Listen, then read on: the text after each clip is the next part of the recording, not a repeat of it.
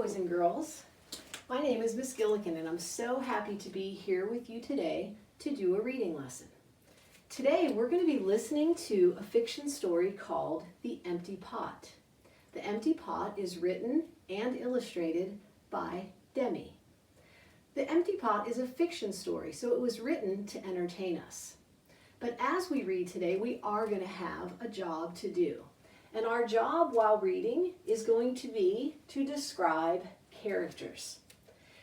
As a reader, when I read a story, the way I describe a character is by asking myself, what does the character say and what does the character do? That helps me to describe the character. And today we're going to specifically look at describing how the character feels. And there's really one main character we're going to be focusing on today as we read The Empty Pot. And that character's name is Ping. I'm going to write that up here.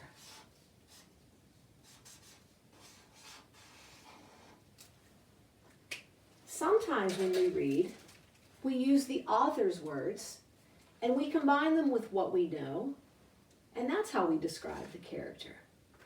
Other times, we take the author's words and the illustrations, and we combine them with what we know, and that's how we describe the character. And sometimes we just use the illustrations, combined with what we know, to describe how the character feels.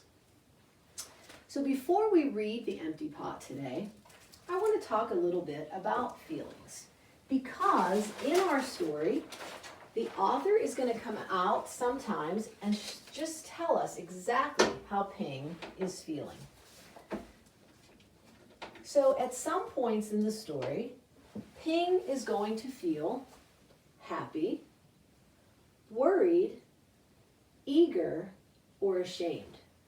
I like to think of feelings as something you can see on a character's face or you can see in how their body looks. So let's practice. I want you to show me a happy face. And now I want you to show me a worried face. Think about what your face looks like or what your body might look like when you're worried. How about eager? What would you look like if you were eager? And what about ashamed? Show me what ashamed might look like on your face or on your body. So again, as we read our story today, these are some of the feelings that our character Ping is having. But our job is to think about what else is happening in the story. What other things does the author tell us? What do the illustrations show us so that we can describe how Ping feels in other ways based on what he says or what he does or what's happening in the story? Also, before we read, I want to introduce some vocabulary words to you. These words are important to help us as readers understand the story. So let's make sure we know these words and what they mean. The first word is successor, and that means a person who is next in line. The second vocabulary word is proclamation, and that means an important announcement. And then our third vocabulary word is exclaim or exclaimed when I add that suffix ed. To exclaim means to speak with great emotion. All right, so now we're going to start our reading. I want you to know that first, I'm just going to read the story from the beginning to the middle to the end. And right now, I just want you to look and listen. After we read the story the whole way through, and we're sure we understand what's happening, then we'll go back and we'll dig a little deeper to describe our character Ping and how he's feeling. So get nice and comfy, get settled in, and listen to the story, The Empty Pot. The Empty Pot by Demi. A long time ago in China, there was a boy named Ping who loved flowers. Anything he planted burst into bloom. Up came flowers, bushes, and even big fruit trees. as if by magic. Everyone in the kingdom loved flowers too. They planted them everywhere, and the air smelled like perfume. The emperor loved birds and animals, but flowers most of all, and he tended his own garden every day. But the emperor was very old. He needed to choose a successor to the throne. Who would his successor be? And how would the emperor choose? Because the emperor loved flowers so much, he decided to let the flowers choose. The next day, a proclamation was issued. All the children in the land were to come to the palace. There, they would be given special flower seeds by the emperor. Whoever can show me their best in a year's time, he said, will succeed me to the throne. The news created great excitement throughout the land. Children from all over the country swarmed to the palace to get their flower seeds. All the parents wanted their children to be chosen emperor, and all the children hoped they would be chosen too. When Ping received his seed from the emperor, he was the happiest child of all. He was sure he could grow the most beautiful flower. Ping filled a flower pot with rich soil. He planted the seed in it very carefully. He watered it every day. He couldn't wait to see it sprout, grow, and blossom into a beautiful flower. Day after day passed, but nothing grew in his pot. Ping was very worried. He put new soil into a bigger pot. Then he transferred the seed into the rich black soil. Another 2 months he waited. Still nothing happened. By and by, the whole year passed. Spring came, and all the children put on their best clothes to greet the emperor. They rushed to the palace with their beautiful flowers, eagerly hoping to be chosen. Ping was ashamed of his empty pot. He thought the other children would laugh at him because for once he couldn't get a flower to grow. His clever friend ran by holding a great big plant. Ping, he said, you're not really going to the emperor with an empty pot, are you? Couldn't you grow a great big flower like mine? I've grown lots of flowers better than yours, Ping said. It's just this seed that won't grow. Ping's father overheard and said, you did your best, and your best is good enough to present to the emperor. Holding the empty pot in his hands, Ping went straight away to the palace.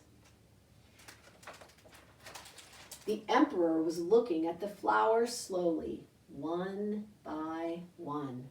How beautiful the flowers were! But the emperor was frowning and did not say a word. Finally, he came to Ping. Ping hung his head in shame, expecting to be punished. The emperor asked him, why did you bring an empty pot? Ping started to cry and replied, I planted the seed you gave me, and I watered it every day, but it didn't sprout. I put it in a better pot with better soil, but still it didn't sprout. I tended it all year long, but nothing grew. So today I had to bring an empty pot without a flower. It was the best I could do. When the emperor heard these words, a smile slowly spread over his face. and he put his arm around Ping. Then he exclaimed to one and all, "I have found him! I have found the one person worthy of being emperor. Where you got your seeds from, I do not know, for the seeds I gave you had all been cooked, so it was impossible for any of them to grow. I admire Ping's great courage to appear before me with the empty truth, and now I reward him with my entire kingdom and make him emperor of all the land." The end. So I hope you enjoyed that story.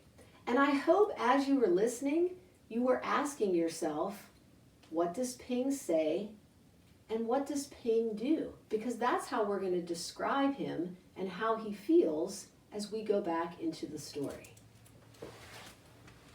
So before we do that, let's revisit how we think as readers when our job is to describe our characters and how they feel. So again, to describe Ping, we want to ask, what does Ping say? And what does Ping do?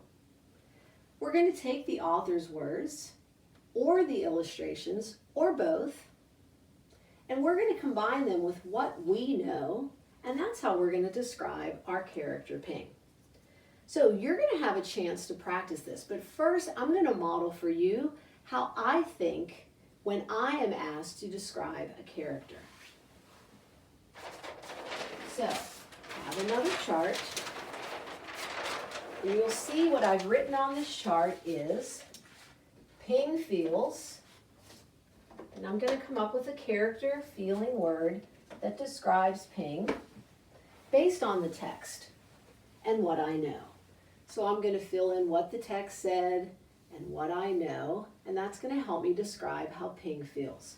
So again, I'm going to model this for you, but you're going to have a chance to practice after we're done today. So now I'm going to dig deeper into my story.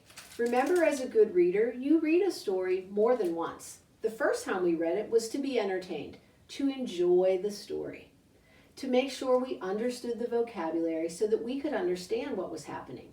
But now we're going to be very purposeful, and we're going to go back and reread certain parts of the story that are going to help us describe our character Ping.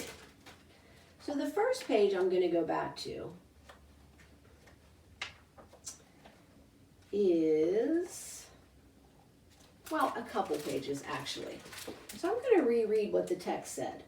It says, "Ping filled a flower pot with rich soil. He planted the seed in it very carefully. He watered it every day. He couldn't wait to see it sprout, grow, and blossom into a beautiful flower. Day after day passed, but nothing grew in his pot."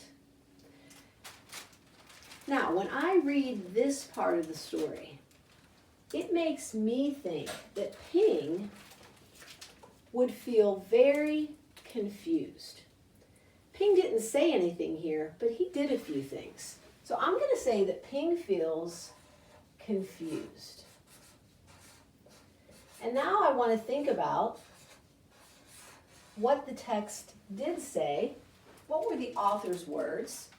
The author said that Ping watered the plant every day. I'm going to write that here. Watered every day. It also said that he used rich soil when he planted the seed. So I'm going to put that here. Rich soil when he planted the seed. And notice I'm not writing complete sentences, I'm just taking some notes. So the text said Ping watered the soil every day. The soil he used was rich, and he planted the seeds in that good soil with water. And I know that water and soil is what a seed needs to grow. And I also know that in the beginning of the story, it said that Ping could grow everything as if by magic. Everything blossomed and grew. So I'm going to add a couple notes about what I know, because as a reader, I combine what the text said with what I know to show how I describe my character. So what I know is seeds need water and soil. And that's what Ping gave the seeds, the water and the soil. And I also know that Ping has always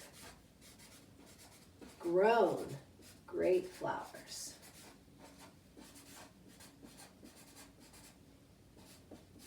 This is not his first time. This is not something new. Ping knows how to grow flowers as if by magic.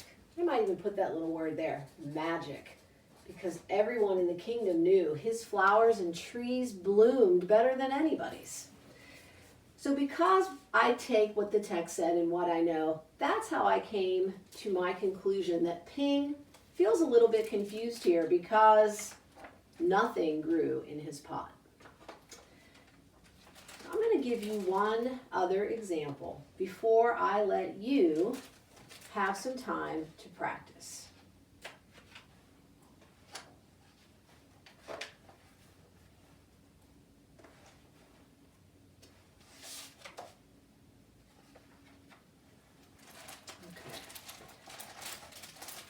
We're really going back to the same page because there's more text evidence that I can use here. It's this page that says, day after day passed, but nothing grew in his pot. So what did the text say? It said that day after day passed. That means lots of time went by. Day after day passed. So it wasn't like it was just one day and the seed didn't sprout. It was day after day, many days. And I also want to look at my illustration here because I can see that Ping is standing on the porch of the house and he's just staring at that empty pot. And in the illustration, I can see him just looking as if he's waiting and waiting. So my illustration shows him staring at that empty pot.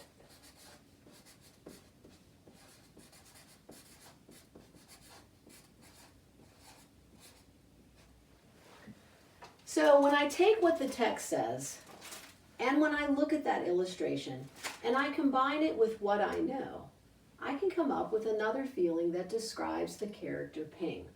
Because I know that when you're waiting on something, and day after day passes, and you keep staring and looking and watching for what it is that you're waiting for, I know that this can make somebody feel very impatient. Because I know that waiting for something is very hard. It's hard to wait when we want something. So because I know waiting is very hard, and the text told me that day after day was passing, and the illustration showed me Ping staring at that empty pot, I can draw the conclusion that Ping feels very impatient. So, now you're going to get a chance to read this story again. And then you're going to have a reading response where you're going to get to share your thinking about how you would describe our character Ping and how he's feeling based on what the text said and what you know. So I hope you enjoyed our story today. Again, it's written by Demi, and she has written many books that you will enjoy. So thank you for your time and attention. We love you, we miss you, and I'll see you again soon.